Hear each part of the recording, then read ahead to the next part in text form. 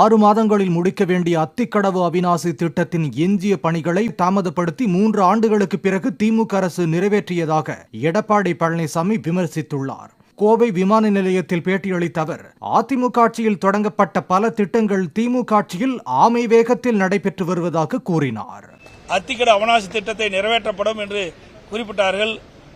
அம்மாவுடைய மறைவுக்கு பிறகு அம்மாவுடைய அரசு 90% பணிகள் அதிமுக ஆட்சியில் இருக்கும்போதே நிறைவேற்றப்பட்டது. அந்த 10% பணியை 3 ஆண்டு காலமாக நிறைவேற்றாம இன்றைக்கு கிடப்பில போட்டிருந்தாங்க விடியாதிமுக அரசு.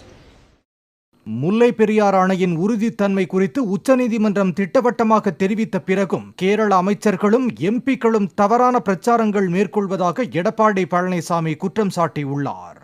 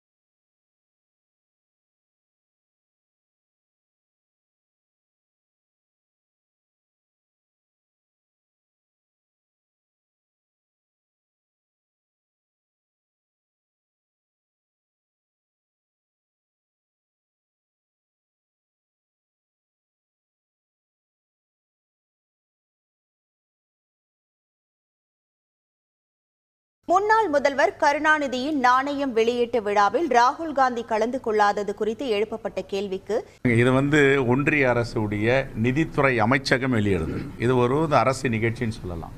பார்த்தீங்களா, வெளியில் கட்சி கொடிகள் கூட கட்டலை. ஒரு அரசு நிகழ்ச்சியில் ஒன்றிய அமைச்சர் ஒருத்தர் கலந்துட்டு இருக்கார். கலைஞருக்கு யார் சிறப்பு சேர்த்தாலும் அதில் காங்கிரஸை பொறுத்த வரைக்கும் மகிழ்ச்சி தான். இது எங்களுக்கு பெரும் மகிழ்ச்சி. கலந்து கொண்டது மகிழ்ச்சியோடு கலந்து கொண்டிருக்கு.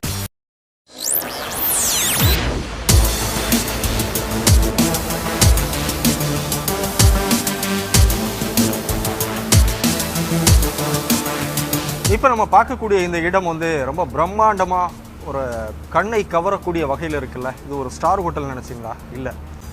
எவ்வளோ வீடு பார்த்தீங்கல்ல. கிட்டத்தட்ட ஒரு 18,000 பேர் தங்கக்கூடிய ஒரு விடுதி அரசின் சார்பில் ஸ்ரீபெரும்புதூர் ஒரக்கடம் பகுதியில் இருக்கக்கூடிய சிப்காட் பகுதியில் கட்டியிருக்காங்க. முதலமைச்சர் திரு M.K. ஸ்டாலின் ஓப்பன் பண்ணி வச்சிருக்காரு. யாருக்காக அப்படின்னு பார்த்தீங்கன்னா, சிப்காட்டில் லட்சக்கணக்கான தொழிலாளர்கள் வேலை செஞ்சிட்டு இருக்காங்க. அவர்கள் அதிலும் குறிப்பாக பெண்கள் தங்குவதற்கு இடமில்லாமல் ரொம்ப தூரம் ஒரு டிராவல் பண்ண வேண்டிய ஒரு சூழல். இதை கவனத்தில் எடுத்துக்கொண்டு அவர்களுக்கு ஒரு பாதுகாப்பான உறைவிடம் வேண்டும் அப்படிங்கிறதுக்காக சுமார் 706 கோடி ரூபாய் மதிப்பீட்டில் கட்டப்பட்டிருக்கக்கூடிய பிரம்மாண்ட குடியிருப்பு தான் இது. ஒரு நவீன வசதிகளோடு இருக்கக்கூடிய இந்த விடுதியில் இதுக்கான ஒரு பல்வேறு வசதிகள், அதுலேயும் லிஃப்ட் வசதி. இப்போ மேலே போய் இந்த ரூம்ஸ் எப்படி இருக்குது, இதில் என்னென்ன வசதிகள் இருக்குது அப்படிங்கிறதையும் நம்ம பார்க்கலாம்.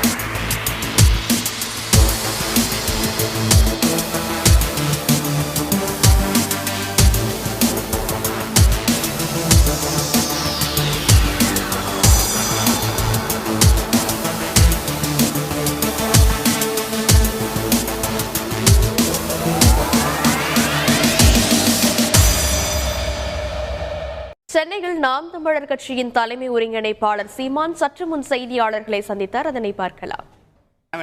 நான் தான் நிறைவேற்றணும். புதிய கட்சிகளோட வரவு இருக்கு 2026ல. உங்களோட சிந்தனைகளோட ஒத்துப்போகக்கூடிய கட்சியா புதிய கட்சின்னு என்ன இருக்கு? தம்பி ஆரம்பிக்கிறாரு, 26 இப்போ ஆரம்பிக்கிறாரு, செப்டம்பர்ல ஆரம்பிக்கிறாரு. அவர் இப்போ முடிவு இது குறித்த முடிவை என் தம்பி தான் எடுக்கணும். அது அப்போ பேசுவோம். இப்போ அந்த தம்பி தான் எடுக்கணும்ன்றனா அப்புறம் நீ அதை பேசி பயன் இல்லை, அது அப்புறம் பேசுவோம். ரஷ்யாவில் சக்தி வாய்ந்த நிலநடுக்கம் ஏற்பட்டதை தொடர்ந்து எரிமலை வெடித்து சிதறியது. ரஷ்யாவின் கிழக்கு பகுதியில் அமைந்துள்ள காம்சத்காவில் நிலநடுக்கம் ஏற்பட்டது. இது ரிக்டர் அளவில் 7ஆக பதிவானதாக அமெரிக்க புவியியல் ஆய்வு மையம் தெரிவித்துள்ளது. இந்நிலையில் கடலோர பகுதியிலிருந்து சுமார் 280 மைல் தொலைவில் அமைந்துள்ள ஷிவலுச் எரிமலை வெடித்து சிதறி சாம்பல் மற்றும் நெருப்பு குடம்பு வெளியேறியது. இதில் காயமடைந்தவர்கள் குறித்து தகவல் வெளியாகவில்லை. கொலம்பியா சென்றுள்ள பிரிட்டன் இளவரசர் ஹாரி, அவரது மனைவி மேகன் அங்குள்ள பள்ளி ஒன்றில் ட்ரம்ஸ் இசைக்கருவியை வாசித்து மகிழ்ந்தனர். கொலம்பியாவில் பல்வேறு நிகழ்ச்சிகளில் பங்கேற்க சென்ற இருவரும் காட்டஜினா பகுதியில் உள்ள பள்ளியை பார்வையிட்டனர். அப்போது ஆசிரியர்கள் மற்றும் மாணவர்கள் இசைக்கேற்ப ட்ரம்ஸ் இசைக்கருவியை வாசித்துக் கொண்டிருந்தனர். இதனை கவனித்த இருவரும் பின்னர் உற்சாகத்துடன் ட்ரம்ஸ் வாசித்தனர். பிரபல இசை அமைப்பாளர் யுவன் சங்கர் ராஜா மீது போலீசில் புகார் அளிக்கப்பட்டுள்ள சம்பவம் பரபரப்பை ஏற்படுத்தியுள்ளது. இதன் பின்னணியை விவரிக்கிறது இந்த தொகுப்பு. மனமெல்லாம் நிறைய செய்யும் ஆத்மார்த்தமான பாடல்களால் ரசிகர்கள் மனதில் குடியிருக்கும் யுவன் சங்கர் ராஜா மீது வீட்டு வாடகை தரவில்லை என்று புகார் அளிக்கப்பட்டுள்ள சம்பவம் பெரும் அதிர்ச்சியை ஏற்படுத்தியுள்ளது.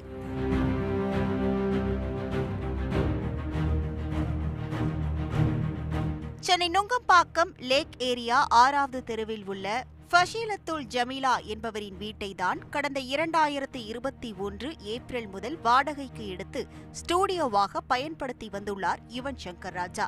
வீட்டின் மாத வாடகை 1.25 லட்சம், வைப்பு தொகை 12 லட்சம். இதுதான் ஒப்பந்தம். ஆனால் கடந்த ஆண்டு பிப்ரவரி முதல் மாத வாடகையை 1.5 லட்சமாக அதிகரித்துள்ளனர். இந்த சூழலில்தான் கடந்த 2022ஆம் ஆண்டு செப்டம்பர் முதல் 2023ஆம் ஆண்டு செப்டம்பர் வரை 18 லட்சம் ரூபாய் வாடகை பணம் செலுத்தாமல் இருந்து வந்தாராம் யுவன் சங்கர் ராஜா. இதனால் கடந்த ஆண்டு அக்டோபரில் வீட்டு உரிமையாளரிடம் இருந்து யுவனுக்கு வக்கீல் நோட்டீஸ் அனுப்பப்பட்டுள்ளது.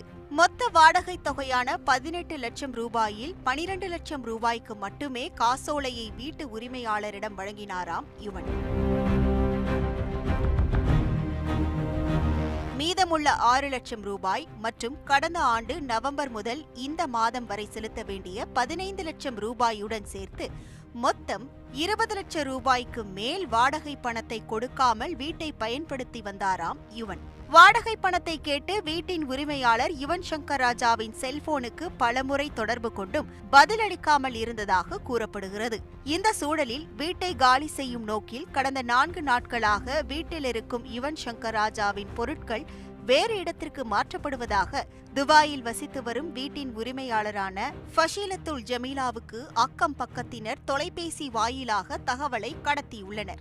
இதனையடுத்து ஃபஷீலத்துல் ஜமீலா ஆன்லைன் மூலம் யுவன் சங்கர் ராஜா மீது சென்னை திருவல்லிக்கேணி துணை ஆணையர் அலுவலகத்தில் புகார் அளித்துள்ளார். ஃபஷீலத்துல் ஜமீலாவின் உறவினரான முகமது ஜாவித் யுவன் மீது நுங்கம்பாக்கம் காவல் நிலையத்தில் புகார் அளித்துள்ளார்.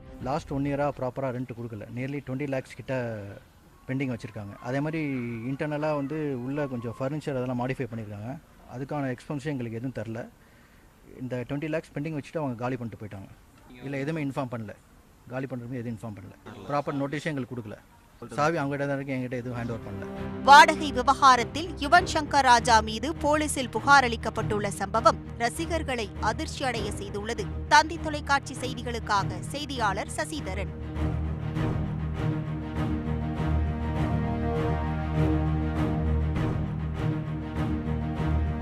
2026இல் அதிமுக ஆட்சிக்கு வந்தவுடன் ஆனைமலை நல்லாறு திட்டம் நிச்சயம் நிறைவேற்றப்படும் என்று எதிர்க்கட்சித் தலைவர் எடப்பாடி பழனிசாமி உறுதியளித்துள்ளார். ஆனைமலை அந்த திட்டத்தை நிறைவேற்ற வேண்டும் என்று இங்கே குறிப்பிட்டார். இந்த திட்டத்தை நிறைவேற்ற வேண்டும் என்பதற்காகத்தான் நானும் மரியாதைக்குரிய அறிவுச்சார் எஸ்பி வேலுமணி அவர்களும் திரு KC கருப்பணன் அவர்களும் அண்ணன் பொள்ளாச்சி ஜெயராமன் அவர்களும் நேரடியாக கேரளாவுக்கு சென்று அந்த முதலமைச்சரோடு பேச்சுவார்த்தை நடத்தினார்.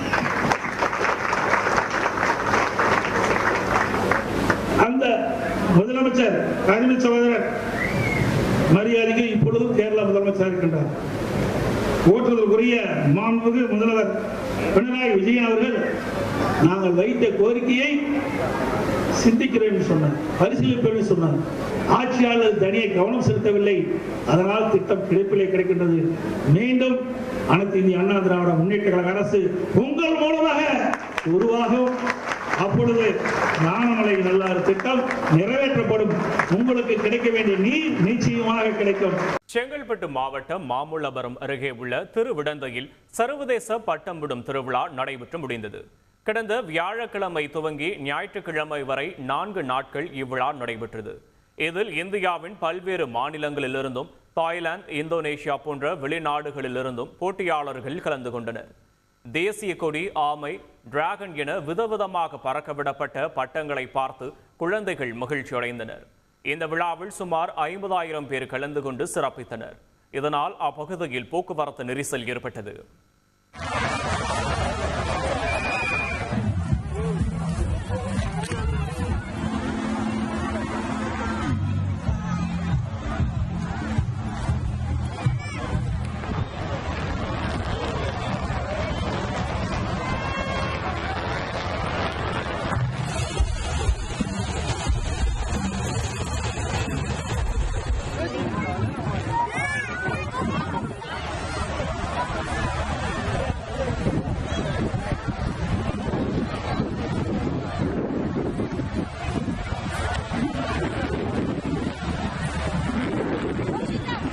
ஜார்க்கண்ட் முன்னாள் முதல்வர் சம்பாய் சோரன் தாம் முதலமைச்சராக இருந்தபோது அவமதிக்கப்பட்டதாக தெரிவித்துள்ளார்.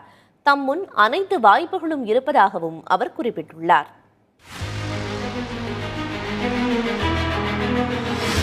ஜார்க்கண்ட் மாநிலத்தில் ஜார்க்கண்ட் முக்தி மோர்ச்சா கட்சி ஆட்சியில் உள்ளது. அக்கட்சியின் செயல் தலைவர் ஹேமந்த் சோரன் சிறையில் இருந்தபோது சம்பை சோரன் முதலமைச்சராக இருந்தார். ஹேமந்த் சோரன் சிறையில் இருந்து விடுவிக்கப்பட்ட பின்னர் முதலமைச்சர் பதவியை விட்டு விலகிய சம்பை சோரன் தற்போது ஜார்க்கண்ட் நீர்வளத்துறை அமைச்சராக உள்ளார். விரைவில் ஜார்க்கண்ட் மாநில தேர்தல் நடைபெறவுள்ள நிலையில் அவர் பாஜகவில் சேர உள்ளதாக தகவல் வெளியானது. கொல்கத்தாவில் பாஜகவைச் சேர்ந்த சுவேந்து அதிகாரியை சந்தித்து பேசியதாகவும் செய்திகள் வெளியாகின. இதற்கிடையே சம்பை சோரன் தனது எக்ஸ் வலைதள பக்கத்தில் கட்சி பொறுப்பை நீக்கிவிட்டார். டெல்லி வந்த அவரிடம் இது குறித்து கேட்டபோது தாம் இருக்கும் இடத்திலேயே இருப்பதாக கூறினார். ஆனால் அதைத் தொடர்ந்து அவரது எக்ஸ் வலைதள பக்கத்தில் வெளியிட்ட விரிவான அறிக்கையில் முதலமைச்சராக இருந்தபோது தாம் அவமானப்படுத்தப்பட்டதாக தெரிவித்துள்ளார். ஜூலை 3ஆம் தேதி முதலமைச்சராக தாம் கலந்து கொள்ளவிருந்த அனைத்து நிகழ்ச்சிகளும் கட்சி தலைமையால் ரத்து செய்யப்பட்டதாக அவர் குறிப்பிட்டுள்ளார். காரணத்தை கேட்டபோது கட்சி எம்எல்ஏக்கள் பங்கேற்கும் கூட்டம் நடைபெறும் வரை எந்த அரசு நிகழ்ச்சியிலும் கலந்து கொள்ள முடியாது என தெரிவிக்கப்பட்டதாக கூறியுள்ளார். ஒரு முதல்வரின் நிகழ்ச்சி வேறு ஒரு நபரால் ரத்து செய்யப்படுவதை விட அவமானகரமானது ஏதேனும் இருக்க முடியுமா என அவர் கேள்வி எழுப்பியுள்ளார். தம் முன் அனைத்து வாய்ப்புகளும் திறந்திருப்பதாகவும் சம்பை சோரன் தெரிவித்துள்ளார். இலங்கையின் இடைக்கால அதிபராக இருக்கும் ரணில் விக்ரமசிங்க 19 ஆண்டுகளுக்கு பிறகு இலங்கை அதிபர் தேர்தலில் களம் இறங்கியிருக்கிறார். ஸ்ரீலங்கா பொதுஜன பெரமுன கட்சி சார்பில் களம் இறங்கும் ரணில் விக்ரமசிங்கவிற்கு 34 அரசியல் கட்சிகள் ஆதரவு தெரிவித்துள்ளன. இதற்காக இயலும ஸ்ரீலங்கா என்ற புரிந்துணர்வு ஒப்பந்தம் அக்கட்சிகளுக்கு இடையே கையெழுத்தாகி இருக்கிறது. இலங்கையில் தேசிய மக்கள் சக்தியின் தலைவர் ஜனாதிபதி வேட்பாளர் அனுரகுமார திசாநாயக்கர் மாணிக்க விநாயகர் ஆலயத்திலிருந்து மத குருக்களை சந்தித்து ஆசி பெற்றார். இதன் பின்னர் நடைபெற்ற கூட்டத்தில் உரையாற்றிய அவர், நாட்டில் கோவில்களை கட்டுவதற்காக பொக்கிஷங்களை அபகரித்து பணத்தை அடித்தவர்கள் அனைவரும் கலாச்சாரத்திற்கு எதிரானவர்கள் என கூறினார். விண்வெளிக்கு கடந்த 4 ஆண்டுகளில் 6000 ராக்கெட்டுகள் ஏவப்பட்டுள்ளதாக தெரிவித்துள்ள இஸ்ரோ முன்னாள் விஞ்ஞானி மயில்சாமி அண்ணாதுரை, ராக்கெட் ஏவுவதற்கு சிறந்த தளமாக குலசேகரப்பட்டினம் இருக்கும் என்றார். கோவிட் காலத்திலும் கூட பல தொழில்கள் பின்தங்கி தெரிஞ்சாலும் கூட செயற்கைக்கோள்கள் மிக மிக அதிகமாக போச்சு. முதல் 60-65 வருஷத்துல எவ்வளவு செயற்கைக்கோள் அனுப்பணுமோ கிட்டத்தட்ட அதே 3-4 வருஷத்தில் அனுப்பப்பட்டிருக்கு. கிட்டத்தட்ட 6000 மேல செயற்கைக்கோள்கள் போயிருக்கு. ஆக உலகம் முழுவதுமே வலைப்பாயில் இந்த செயற்கைக்கோள்கள் பண்ணிட்டு வருது. அதனால எல்லா தொழில்களும் கண்காணிக்கப்படுவதற்கும் எல்லா தொழிலையும் சரியா பார்ப்பதற்கான ஏற்பாடு இருக்கு. இப்ப இவ்வளவு 6000 செயற்கைக்கோள் வந்தாலும் அதனுடைய ஆயுட்காலம் 6-7 வருஷம் தான். அப்புறம் அது ஒன்னொன்னு ஆயுட்காலம் முடியும். ஆயுட்காலம் முடியும் பொழுது எல்லாமே ஒரே நாட்கள் முடியாது. ஒவ்வொரு நாளும் 1-2 போகும். அப்ப அந்த 1-2 நம்ம திருப்பி அந்த இடத்துக்கு இன்னொரு செயற்கைக்கோள் அனுப்ப வேண்டிய அவசியம் இருக்கு. அப்ப அனுப்பணும்னா அதுக்கு சிறிய ரகமான ராக்கெட்டு, அது தொழில்நுட்ப ரீதியாக சிறப்பான இடம், ரெண்டும் அமையணும். என்னை பொறுத்தவரை உலகத்திலேயே சிறப்பான இடமா செயல்பட்டது